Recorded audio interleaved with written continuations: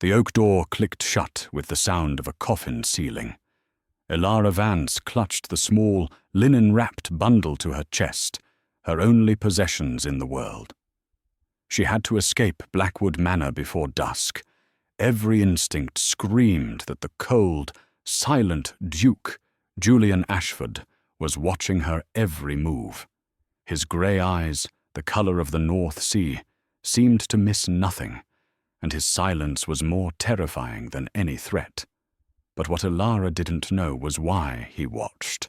She thought she was running from a monster, never realizing she was running towards one, and the only man who could save her was the one she feared most. The last ray of the weak autumnal sun slanted through the tall library window, illuminating a cloud of dust motes dancing over the dark mahogany. From her position on a low stool, sorting the Dowager Duchess's correspondence, Elara Vance watched that beam of light like a prisoner tracking the progress of a shadow. When it touched the edge of the Persian carpet, it would be 4 o'clock. When it vanished completely, dusk would begin to settle. And by then, she had to be gone.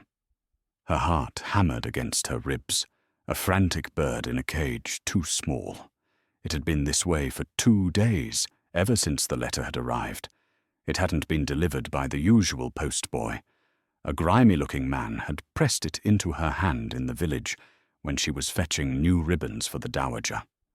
The seal was one she recognized with a sickening lurch, the crest of Lord Percival Croft. "My dearest Elara," the slanted, arrogant script began, "your little game of hide-and-seek is over. I have paid your late father's debts in full.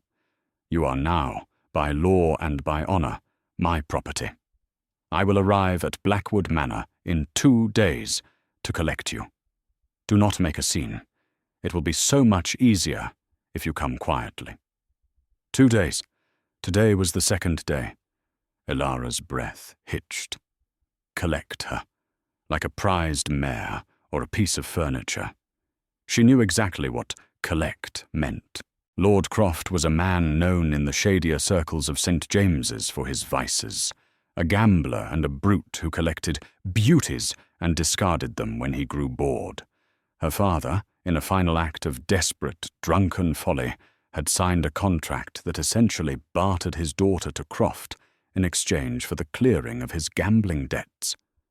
Elara had fled London upon her father's death, using the last of her meagre inheritance to disappear, eventually finding a respectable, and she hoped, hidden, position as a paid companion to the Duke of Blackwood's aging mother. She had been safe here for 6 months, until now. She couldn't tell the Dowager Duchess, a kind but frail woman who lived in a gentle haze of lavender and old memories. And she certainly couldn't tell the Duke. Julian Ashford, the Duke of Blackwood, was a different kind of terror. He wasn't a lecherous fiend like Croft, but he was a man of granite. He had arrived from London a month ago, and the entire estate had tensed, as if bracing for a storm. He was tall, impossibly broad-shouldered, and rarely spoke. He moved through the cavernous halls of Blackwood Manor like a panther, all controlled power and unnerving silence. Elara had only been in his presence a handful of times, and each time she felt herself shrink. He would just look at her. His gaze wasn't lewd like Croft's. It was assessing, penetrating. It felt as though he could see the desperation clinging to her, the cheap mending on her best dress, the fear she lived with every day. She was terrified he would discover her secret and, to avoid a scandal associated with his household, hand her over to Croft himself. A duke, after all, would value propriety above all else. He would not want a man like Croft arriving on his doorstep making demands. So, flight was the only answer. She had a few sovereigns saved. It wasn't much, but it could buy her a ticket on the mail coach to York, and from there, perhaps she could find work as a governess in the north, under a new name. "Elara, my dear, are you quite well?" the Dowager Duchess asked, her voice like dry leaves. "You've been staring at that letter from my cousin Mildred for 5 minutes." Ilara started, dropping the letter. "My apologies, Your Grace. A sudden headache. Oh, you poor thing. It's this dreadful weather. Why don't you retire to your room and rest before dinner? I shall be quite fine on my own." It was the opening Ilara needed. "Thank you, Your Grace." "You are very kind." She curtsied, her knees trembling, and backed out of the library. She didn't dare look toward the far corner of the room, hidden in the shadows of a towering bookshelf. She didn't need to. She could feel him. The Duke was there. He had been standing there, watching, for the last 20 minutes. He hadn't announced his presence, hadn't moved. He was just there. She hurried down the corridor, her worn slippers making no sound on the thick carpet. She kept her head down, her gaze fixed on the floor.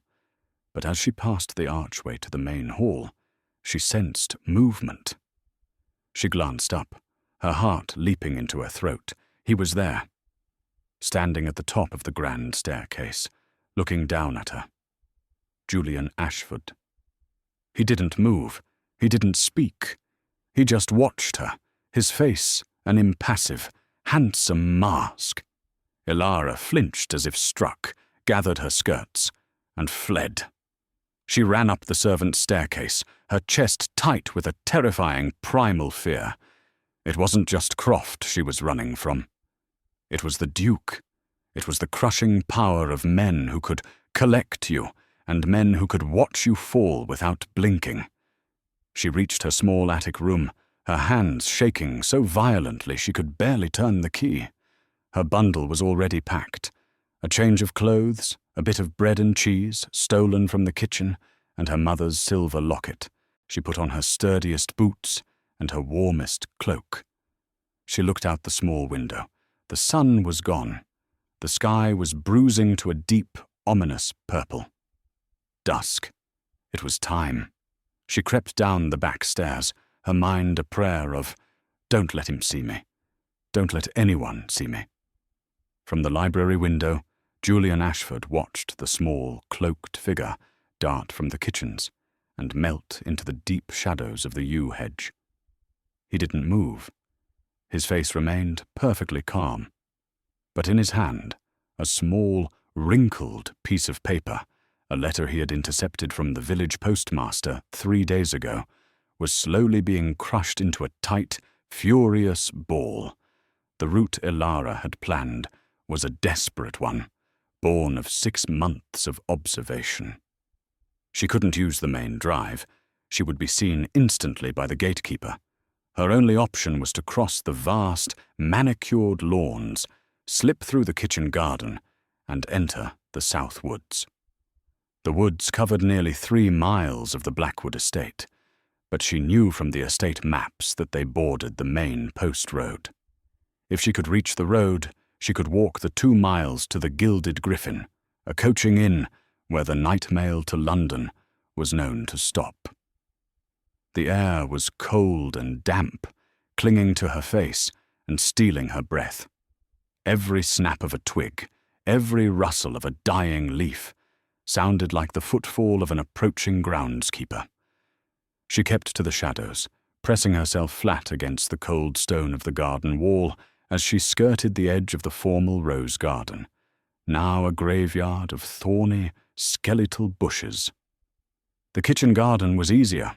The high brick walls offered cover, and the smell of damp earth and thyme momentarily calmed her nerves.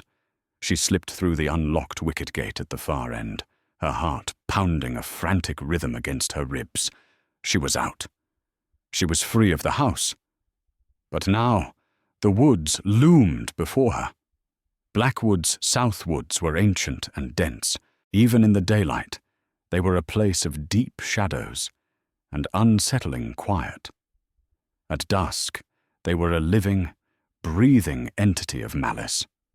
The trees, mostly ancient oaks and firs, meshed their branches together overhead, forming a canopy that swallowed the last of the twilight.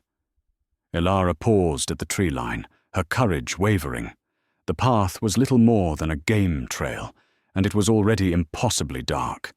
She thought of Lord Croft's cruel mouth and the deadness in his eyes. She thought of the Duke's cold, assessing stare. Fear of the known propelled her into the fear of the unknown. She plunged into the darkness. Inside the manor, Julian Ashford set the crushed letter on his desk. He walked from the library, his movements deliberate. He passed his mother's drawing room, heard her humming softly to herself, and his expression, for a moment, tightened with a complex pain. He didn't go to the stables. He didn't raise an alarm. He simply went to a side hall, took his own heavy, dark greatcoat, and a thick walking stick of Irish blackthorn from the stand. He opened the side door and stepped out into the twilight, pulling the door closed with a soft, definitive click. He didn't follow her path toward the kitchen garden. He knew a better way. He strode across the east lawn, his long-legged, athletic pace eating up the ground. He moved with the confidence of a man who had hunted these woods, and indeed owned them since he was a boy. He entered the woods at a point several hundred yards south of where Elara had gone in, taking a straighter, cleaner line. He made almost no sound. He knew where the ground was soft, where the dry leaves had piled. He knew which branches to duck, which roots to avoid. He was not hunting her. He was, as he had been, for the past month, simply watching. He had known about Elara Vance from the beginning. His London agents had informed him of her father's debts and the contract with Croft. His own mother, in her innocent letters, had prattled on about her dear, sweet companion, so refined, but so very sad. When Julian had arrived at Blackwood, he hadn't found the conniving, social-climbing creature he expected. He found a young woman with the haunted eyes of a hunted deer, a woman who worked tirelessly for his mother, who never complained, and who flinched if he so much as entered a room. He had intercepted Croft's letter, and a cold, protective fury he hadn't known he possessed had settled over him. He knew Croft. He knew the man's reputation at clubs like the Harrow Club in London. He was a predator. Julian could have locked Elara in her room for her own safety. He could have confronted her, but he had seen the desperate, proud terror in her eyes. She saw him as just another cage, and the thought had filled him with a strange, aching frustration. If he locked her up, he would be no better than Croft. So, he had made a different, more dangerous calculation. He would let her run. He would let her believe she was escaping. He would follow, unseen, and protect her from the shadows. He needed her to see the real monster. Only then would she stop running. He moved through the woods, paralleling her clumsy, frantic progress. He could hear her 50 yards to his left. A snapped twig, a soft cry as she stumbled, the rustle of her skirts catching on brambles. He remained in the deep shadow, a silent guardian, his face set, his hand gripping the blackthorn stick until his knuckles were white. The darkness in the woods was absolute. Elara was blind, navigating by touch and memory of the map she had studied. Her hands were raw, scraped on bark and thorns as she stumbled forward. The air grew colder, and a thin, miserable drizzle began to fall, turning the leaf litter underfoot into a slick, treacherous carpet. I'm a fool, she thought, panic rising like bile in her throat. I'll be lost. I'll freeze to death, or Croft will find me in the morning. And then she heard it. It wasn't the sound of an animal. It was too deliberate. A steady, measured crunch, crunch, crunch. It was a footfall. Someone was behind her. Elara froze, pressing herself against the massive trunk of an oak. She held her breath, straining her ears. The rain muffled the sound, but it was there, moving through the woods to her left. It wasn't frantic, like hers. It was calm, measured, inexorable. It was following her. Her blood turned to ice. It was him, the Duke. He hadn't raised the alarm. He hadn't sent the groundskeepers. He had come himself. A new, more potent terror seized her. This was worse than being dragged back to the house. This was a game. He was toying with her, letting her run herself to exhaustion in the dark before he claimed her, like one of his hounds cornering a fox. Why? As a punishment for her audacity? To humiliate her? Tears of pure, unadulterated terror streamed down her face, mixing with the cold rain. "Please," she whispered into the void. "Please, just leave me be." The footsteps paused, as if the listener had heard her. A twig snapped, closer this time. Ilara bolted. She abandoned all pretense of stealth, scrambling through the undergrowth, heedless of the branches that tore at her cloak and hair. She sobbed as she ran, a choked, desperate sound. She could hear him behind her, his pace quickening, but still maintaining that terrifying, steady rhythm. He wasn't running. He was loping, effortlessly. She tripped over an exposed root, falling hard onto her hands and knees. The impact knocked the breath from her. The bundle of her possessions scattered, the bread and cheese rolling into the mud. She lay there, defeated, weeping, waiting for the heavy hand to fall on her shoulder. She waited. 1 second. 10. A full minute. Nothing. Slowly, painfully, she got to her feet. She was shaking from head to toe. She looked back into the impenetrable darkness. There was no one there, but she could feel him. He was just beyond the range of her sight, watching her, waiting. "What do you want?" she screamed into the woods, her voice cracking. "Why are you doing this?" Only the sound of the rain answered. This was a new, refined form of cruelty. He wasn't just going to stop her. He was going to break her mind first. A new resolve, born of sheer, defiant anger, straightened her spine. She wouldn't give him the satisfaction. She wouldn't be his broken toy. She fumbled in the mud for her locket, ignoring the lost food, and pushed forward.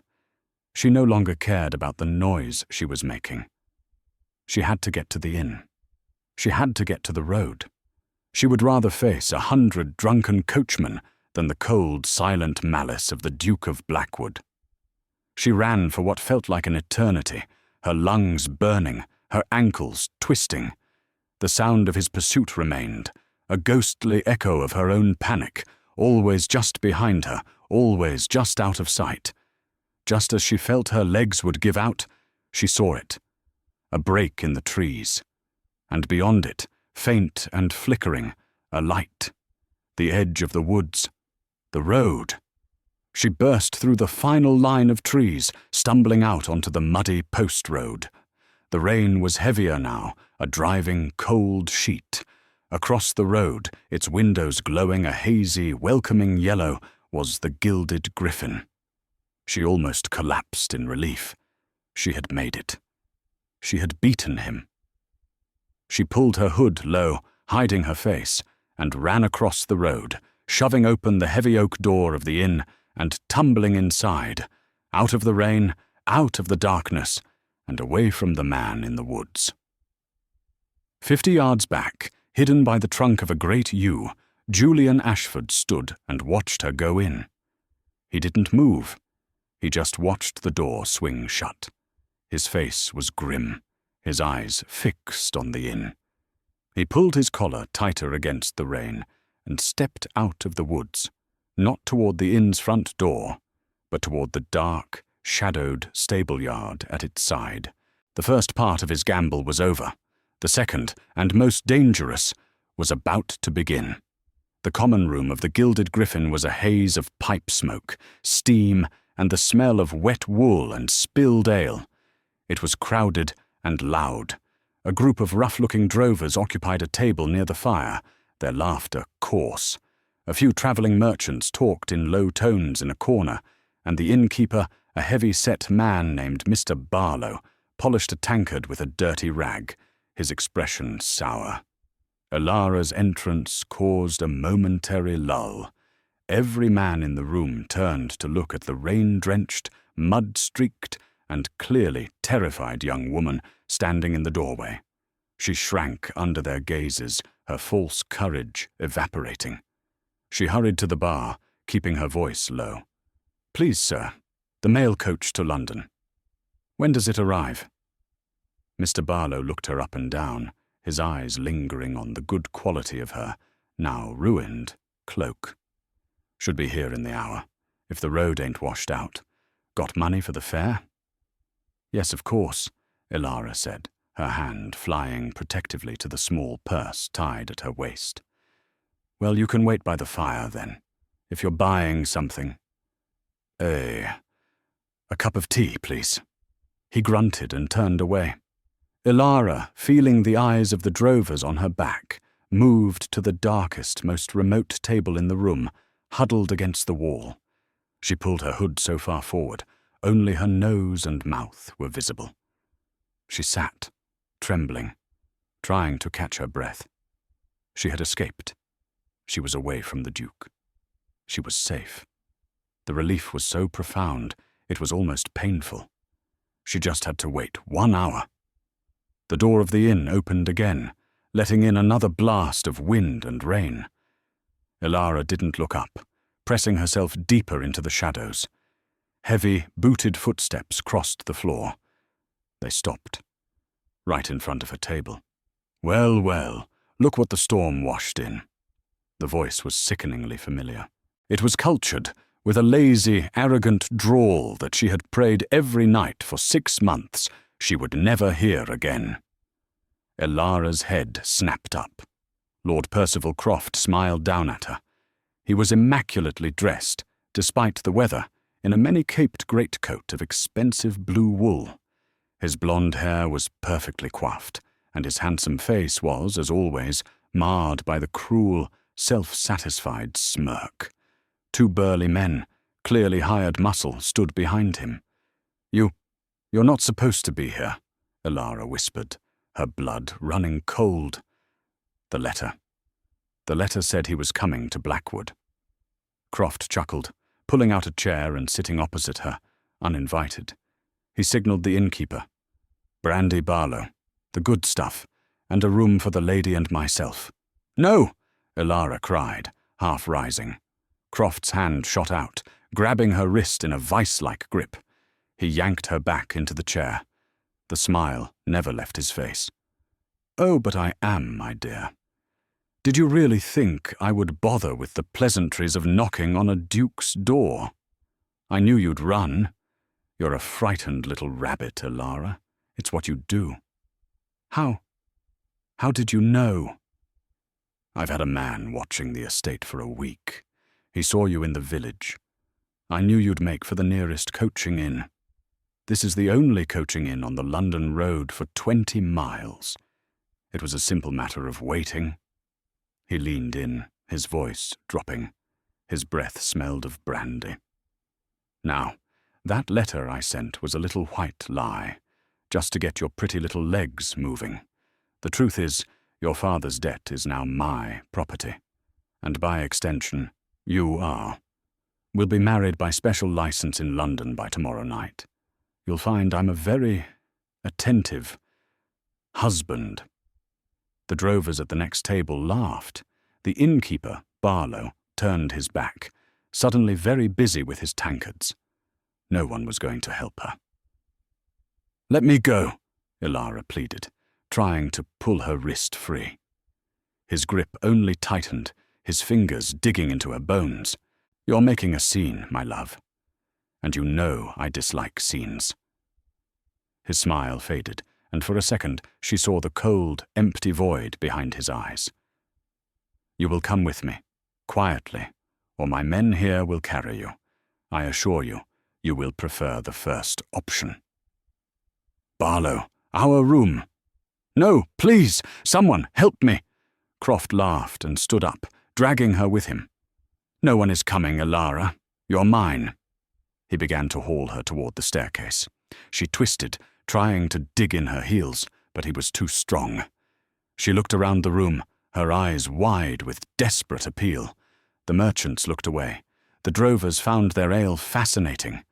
"I said no!" she shrieked, raking her free hand at his face. She missed. He backhanded her. It wasn't a slap. It was a hard, deliberate blow that sent her staggering. She fell against the table, her lips splitting, the coppery taste of blood filling her mouth. The room went silent. Croft, his face now a mask of cold fury, wiped his knuckles on his coat. "You stupid girl! You'll pay for that!" He reached for her again. Boom! The front door of the inn didn't open. It was thrown open, slamming against the interior wall with such force that a pewter tankard fell from a high shelf and clattered to the floor. Julian Ashford, the Duke of Blackwood, stood in the doorway. He wasn't the silent, cold watcher from the library. This was a man Elara had never seen. He was drenched from the storm, his dark hair plastered to his head.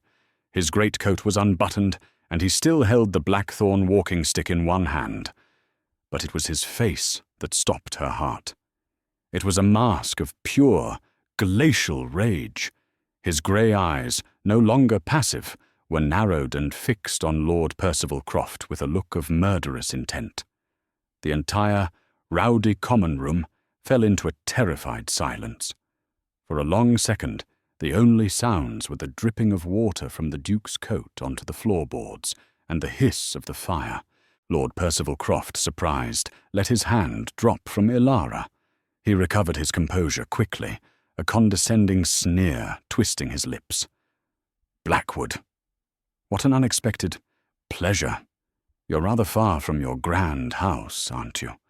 And terribly wet." Julian took one step into the room. He didn't look at Elara. His entire focus was locked on Croft. His voice, when he spoke, was unnervingly quiet, yet it cut through the room like a razor. "You will take your hands off her."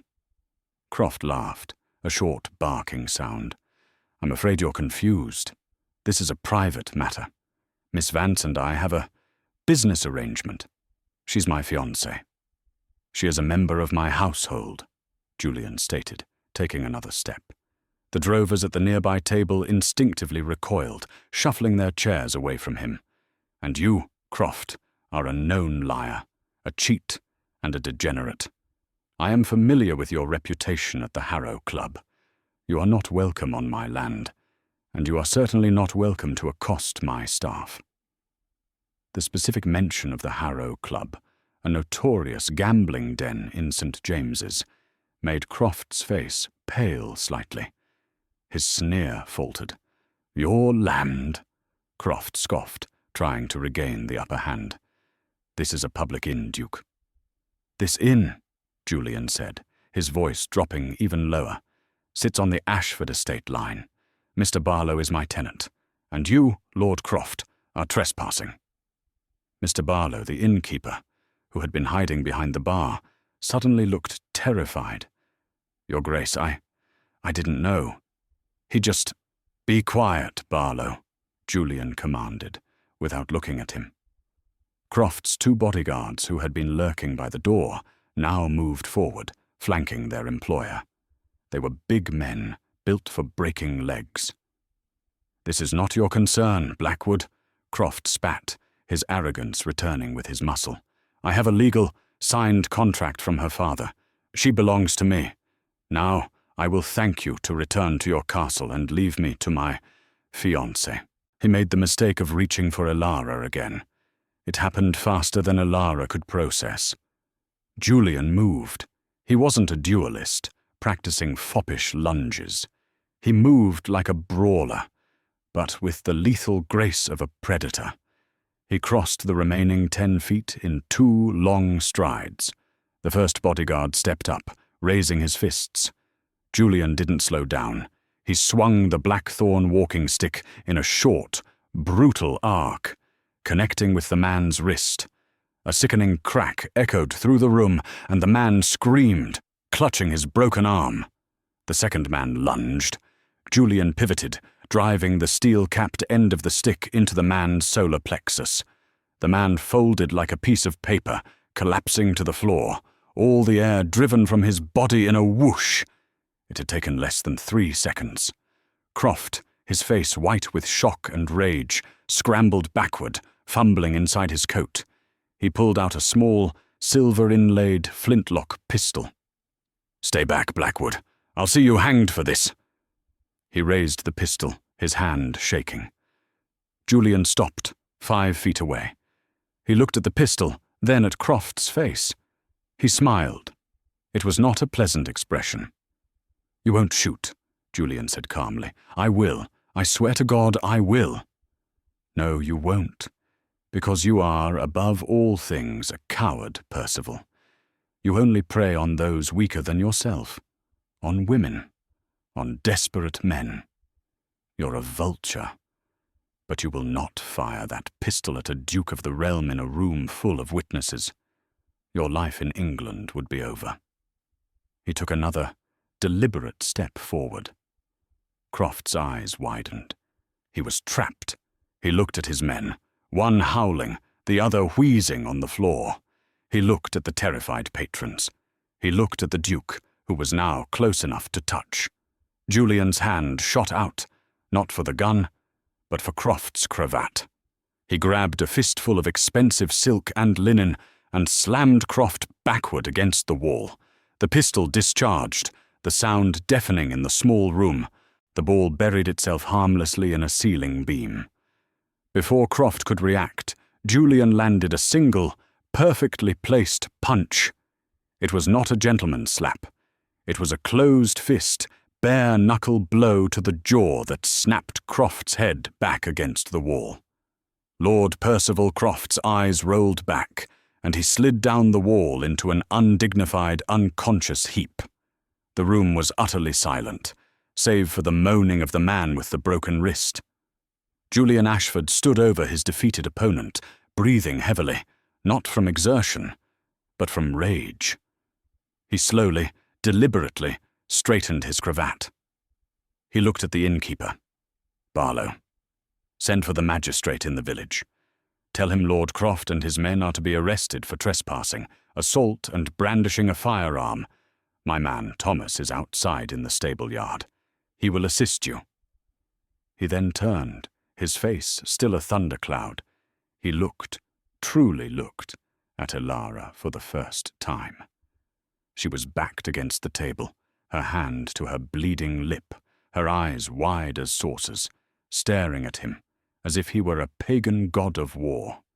His expression, which had been so full of violent fury, instantly crumpled. The rage vanished, replaced by a look of such profound, agonizing concern that it staggered her more than the fight. "Elara," he said, his voice rough. "Are you hurt?" He took a step toward her. She flinched. The look of pain that crossed his face was a physical blow. He stopped, holding his hand out, palm up, as if calming a terrified animal. "Come," he said, his voice softer now. "We are leaving." He didn't wait for an answer. He shrugged off his heavy, drenched greatcoat and wrapped it around her shoulders. It was huge, heavy, and warm, smelling of rain, wool, and something uniquely him. He put a hand on her back, not grabbing, but guiding, shielding her, and propelled her toward the door, away from the wreckage of the common room. He pushed the door open. The storm was still raging, the wind howling. Elara looked back into the warm, fire-lit inn, then at the black, screaming maw of the woods and the rain. Where are we going?" she stammered, her teeth chattering. "Back to the house," Julian said, his hand firmly on her back. "No, I won't. You followed me. You let this happen. You let him." He grabbed her by the shoulders, turning her to face him in the lashing rain. His face was inches from hers. his grey eyes blazing in the dark. "Yes, I followed you," he bit out, his voice a raw agony that stunned her into silence. "I let it happen.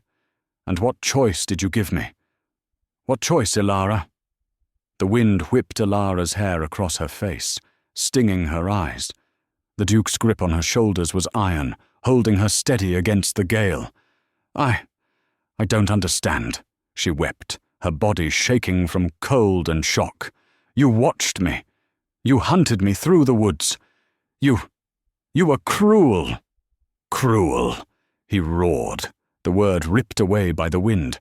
"You call that cruel? I intercepted Croft's letter 3 days ago, you fool. I knew he was coming. I knew what he was. I knew he was waiting at that inn." Ilara stared at him, her mind unable to process his words. You knew? You knew he was there, and you let me walk in?" "Yes," he shouted, his face tormented, "because you were running from me. Don't you understand? For a month I've watched you. I've seen you jump if I enter a room. I've seen you bolt down corridors. You look at me with the same terror you save for him." His voice cracked, the raw emotion in it shocking her to her core. "If I had confronted you at the house, if I had locked your door and told you I would handle it, what would you have thought? That I was just another jailer? A more powerful version of Croft, claiming you for my own. You would have spent the rest of your life hating me, fearing me, believing I had trapped you." He released her shoulders, running his hands through his wet hair in a gesture of pure, desperate frustration. "I couldn't. I wouldn't do that. I wouldn't be that man to you." He turned away from her, staring into the blackness of the woods. "So I made a choice. A terrible, damnable choice. I let you run. I let you think you had escaped. I had to let you see the real monster. I had to let you see the prison you were running to. I had to. I had to let you see the difference." Ilara's legs gave out. She sank to her knees in the mud of the road, the Duke's heavy coat pooling around her.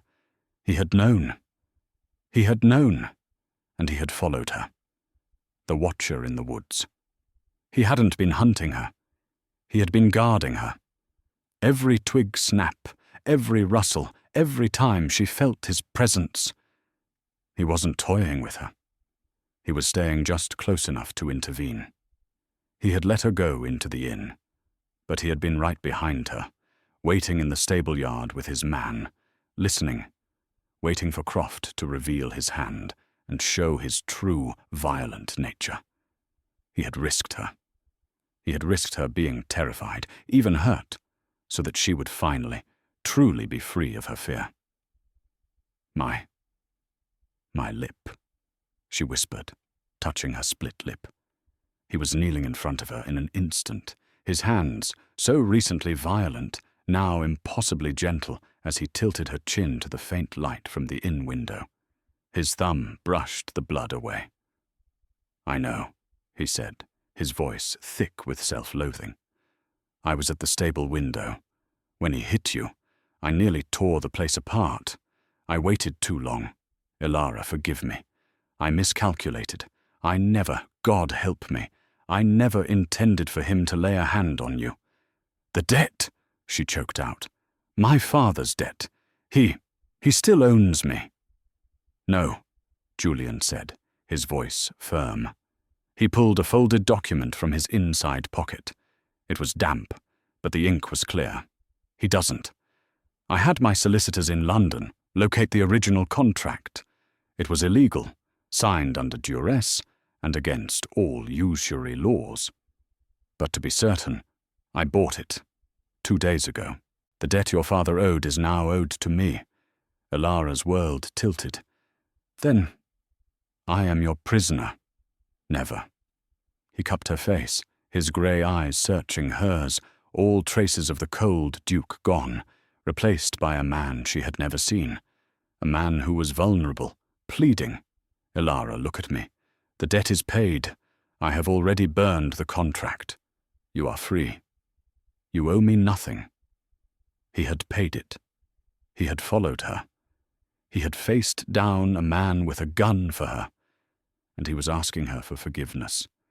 The dam of her composure, held together for months by terror and pride, finally broke. She let out a wrenching sob and collapsed against his chest, her hands fisting in his shirt. "I was so scared," she wept. "I was so scared of you." His arms came around her, crushing her to him. He held her tightly, burying his face in her wet hair, shielding her from the wind and the rain with his own body. "I know," he whispered, his voice written. "I know, and I am so, so sorry. I promise you, Elara Vance, you will never have to be scared again." He held her there in the mud and the rain for a long time, letting her cry, simply holding her as the storm raged around them. Finally, he lifted her as if she weighed nothing, carrying her in his arms. "Come," he said softly. "Let's go home." They didn't speak on the walk back. Julian carried her for part of the way until she insisted she could walk. Then he kept his arm securely around her waist, his greatcoat still draped over her, shielding her. He led her on the clearer, straighter path he had taken earlier. The woods, which had seemed so full of menace, were now just woods. The darkness, with him beside her, was no longer terrifying. It was a comfort. When they reached the side door of the manor, it was nearly midnight. The house was silent. Elara expected to have to sneak in to face the scandalized looks of the servants in the morning. But as Julian opened the door, the main hall was not dark. A fire blazed in the great hearth, and Mrs. Davies, the head housekeeper, was waiting. She held a silver tray with a steaming pot of tea, a jar of balm and clean bandages. She didn't look surprised. She merely curtsied. "Your Grace, Miss Vance. A terrible night." "Thank you, Mary," Julian said, his voice weary. "Have a hot bath drawn for Miss Vance, and send word to my study when it's ready." "It's already being drawn, Your Grace, in the blue room, not her attic room." Elara looked from the housekeeper to the Duke. Mrs. Davies knew. She had been in on it. Julian saw her look. "Mary has been in my confidence. She was concerned." "I was worried sick, miss," Mrs. Davies said. Her usual stern expression softened. But His Grace was adamant. "We're just glad you're safe." After a long, hot bath that soaked the cold from her bones, Elara, dressed in a warm nightgown provided by the housekeeper, felt more human. The blue room wasn't her small attic quarter. It was a luxurious guest suite, with a soft feather bed and a roaring fire. A soft knock came at the door. It was Julian. He had also changed, and was in a simple shirt and trousers, his hair still damp. "May I?" She nodded, clutching the robe tighter. He came in, carrying the small jar of balm and a clean cloth. "Your lip," he said simply. She sat in the chair by the fire, and he knelt before her. He gently dabbed at the cut, his touch surprisingly deft. They were silent, the only sound the crackle of the fire. His proximity no longer made her want to flee. It was steadying. "Croft and his men are in the custody of the magistrate," he said, his eyes focused on his task. "He will be tried. He will not bother you or anyone else again." "You did that for me," she whispered. He finished, his fingers lingering for a moment on her jaw. "I did that for me, Elara. I will not have men like that in my world." He stood and walked to the window, looking out at the last of the storm. "You have a choice to make." Elara's heart tensed. "As I said, you are free. Completely. In the morning, I will have my carriage prepared. It can take you to London, to York, wherever you wish. I have arranged for a sum of money to be transferred to your name at a bank in London. Enough for you to start a new life, comfortably, without fear of debt. You never have to see Blackwood, or me, again. She looked at his broad back. He was offering her the very thing she had been running for. Freedom. An escape. And the other choice? She asked, her voice small. He turned to face her. The firelight caught the angles of his face. The grey eyes that she now saw were not cold, but deep. They were full of a quiet, hesitant hope. The other choice, he said, is that you stay. Stay? As my lady's companion? No, he said, a small, sad smile touching his lips. My mother is moving to the dower house in Bath. She prefers the climate. I find the house empty. Unbearably so. He took a step toward her. Stay, Elara. Not as a companion, not as a prisoner. Stay as the mistress of this house. Stay as my wife. Elara's breath caught. Your wife? A duke? You can't marry me. I am nothing. A debtor's daughter. He was in front of her now, taking her hands. You are the bravest woman I have ever met. You are gentle and kind, and you have survived things that would have broken most people. You are everything. I have been half mad this past month, watching you, wanting to speak to you, and knowing I was only frightening you. I don't want to be the cold Duke of Blackwood, Elara. I just want to be Julian, and I want to be your Julian. He had followed her. He had fought for her. He had offered her freedom. And now he was offering her his heart. She looked up into his face, the face of the man who had stalked her through the woods, the man who had faced down a pistol for her, the man who was now looking at her as if she were the only person in the world. She saw no coldness. She saw no malice. She saw only the man who had held her in the rain. She didn't need to run to London. She didn't need to hide. She was already home. I will stay, she whispered. The relief that washed over his face was so profound it made her heart ache. He didn't kiss her. He simply brought her hands to his lips and held them there, his eyes closing for a moment. The sun is rising, he said, his voice thick. He led her to the window. The storm had passed. The sky to the east was a pale, clear blue, brushed with streaks of rose and gold. The first rays of a new day were touching the grounds of Blackwood Manor. The lawns, washed clean by the rain, sparkled. The woods, her former terror, were just a peaceful line of trees against the morning sky. It was no longer a prison. It was her home. And the man beside her, his hand holding hers, was not her jailer. He was her protector. Elara awoke to a sensation she hadn't experienced in years. Warmth. She was enveloped in a cloud of soft linen and down, and the scent of lavender filled the air. For a disorienting moment, she thought she must be back in her childhood home, before the debts, before the fear. Then her eyes opened. She was not in her small, cold attic room. She was in the blue room, and a bright, clear morning light was streaming through the tall windows. On the chair by her bed, where she had left it, was the Duke's greatcoat. On the nightstand sat the small jar of balm. It was real. The inn, the fight, the confession in the rain. A quiet knock preceded Mrs. Davies, who entered carrying a tray. She was smiling, a genuine, warm smile that transformed her stern features. "Good morning, miss. Or should I say, your grace-to-be," she said, her eyes twinkling. "His Grace is breakfasting in the morning room. He asks if you will join him when you are ready.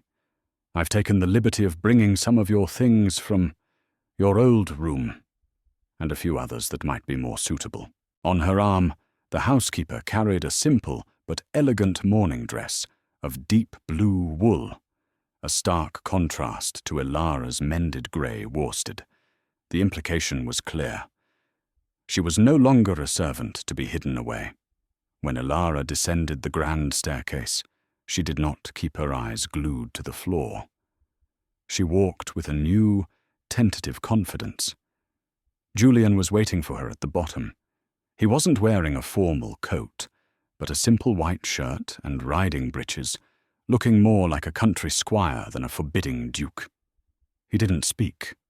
He just smiled, a real, unguarded smile that lit his grey eyes. He held out his hand. She placed hers in it, and his fingers closed warmly around hers. After a quiet breakfast, a meal where Elara, for the first time, sat at the table with him, not beside it, Julian squeezed her hand. "There is one last thing we must do," he said. "My mother." Elara's stomach fluttered. What will she think?" "She will be delighted," Julian said, with a confidence that settled her nerves. "She is, in her own way, far more observant than I." They found the Dowager Duchess in her private drawing room, the one where Elara had spent so many hours reading aloud. The frail, elderly woman was looking out the window at the gardens, which were sparkling with dew. "Good morning, Your Grace," Elara said softly. "Ah, Elara, my dear. And Julian, how lovely."